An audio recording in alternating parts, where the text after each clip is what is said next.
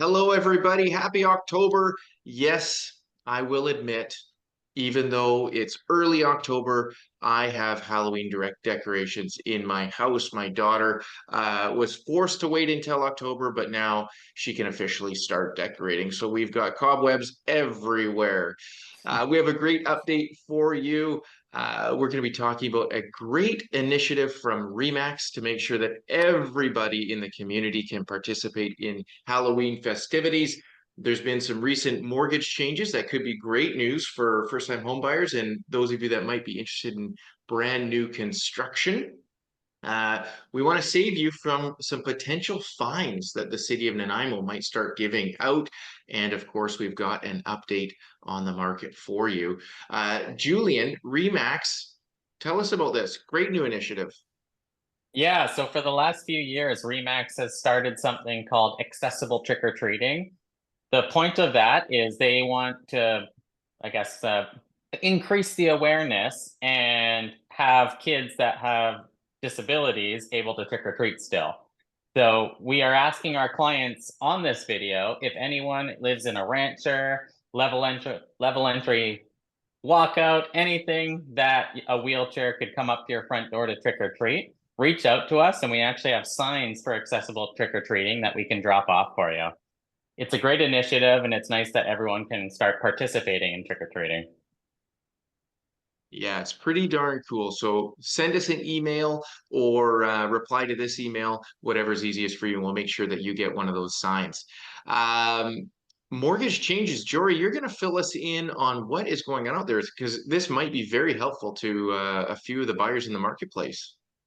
Yeah. So they've brought in a couple different changes. One that they brought in, they brought in a little bit of it back in August, saying that first-time home buyers buying a new construction home could have a 30-year amortization mortgage.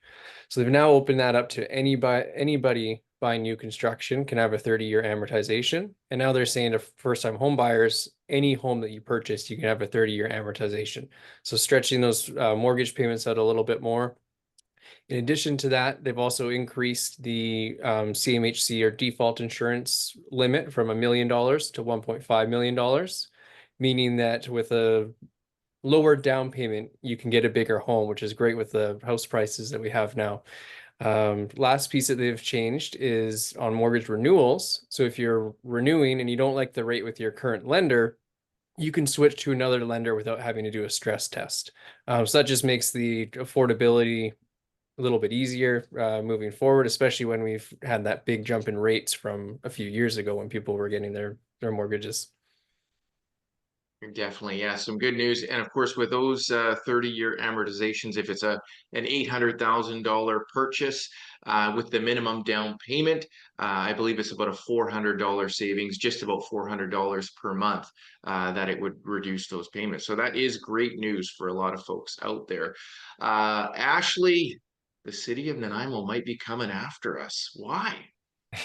Well, this is actually a municipal bylaw that has been in place for a long time, and I have a feeling there's quite a few offenders that don't know they're offending. So,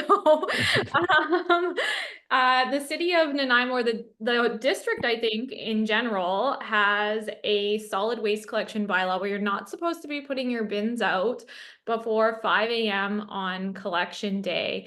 This is due to them wanting to prevent wildlife encounters with human life. So if you have bears in the area, for example, turns out that conservation officers can actually give you a fine for this in the hundreds of dollars if your bins are out too early.